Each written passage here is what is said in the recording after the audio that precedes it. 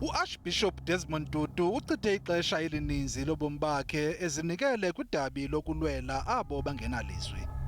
Usebenzise inkolo yakhe yobuKristu njengekrele lokulwa urhulumente ubandlululo nalapho azijule ijacu de kwafika ixesha lokuba kuchetywane induma kuxolelwane. God is on our side and he is the God of liberation. uArchbishop Tutu wavakalisa elubala ukuba leliphi iqela lezopolitiko ambatha ingubo enye nalo phambi kokuba izinto zikrakre ukwencindi yekhala. One man inspires the whole world.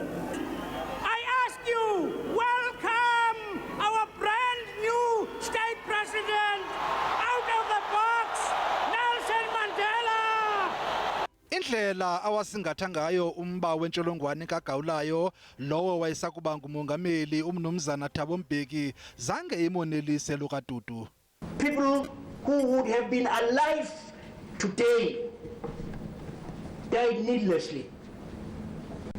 We were culpably remiss in not providing people with antiretroviral drugs, which have a proven track record of extending lives, improving quality of life. uArchbishop Tutu wakhwelezehlela nakumgaqo-nkqubo weli wokuxhotyiswa kwabamnyama iBEE. What is black empowerment when it seems to benefit not the vast majority, but a small elite that tends to be recycled? Are we not building up much resentment that may rule later? It will not do to say people did not complain when wives were enriched. Nabo bangene emva komongameli Mbeki zange basinde kulukaTutu. Kancinci nje emva kokuxhuzula imikhala njengomongameli weli umnumzana Jacob Zuma noArchbishop Tutu babhengeza ukuba bachebene induma. Kodwa kungekudala emva koko isiganeko sokwalwelwa kwedala elama isicelo sokuba ingene kweli savusa umnyele kulukaTutu. Tibet is being oppressed. Our government representing me,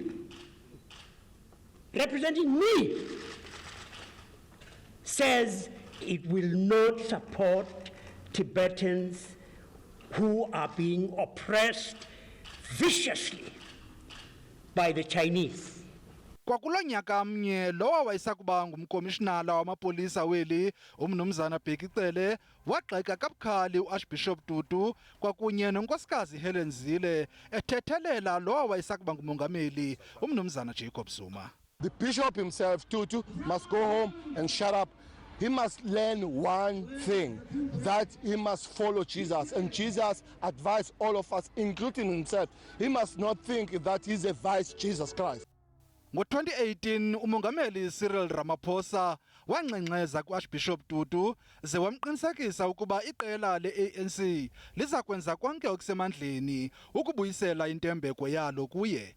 uArchbishop Tutu wasamkela esi singxengxezo esithi unethemba lokuba zijikile izinto.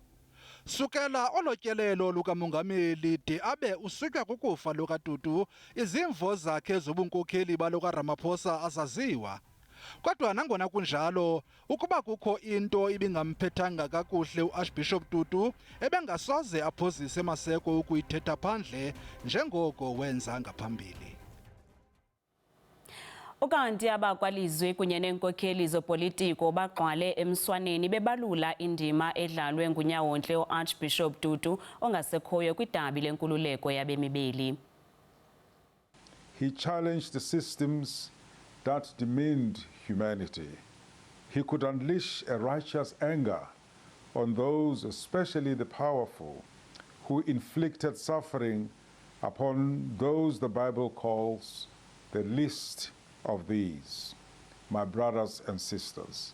And when the perpetrators of evil expressed a true change of heart, he followed the example of his Lord and was willing to forgive.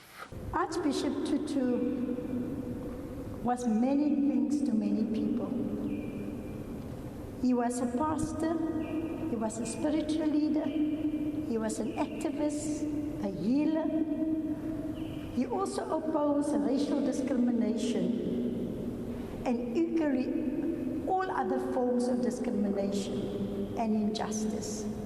The Arch and Madiba were a formidable pair who together served as South Africa's moral compass and vocal and critical conscience.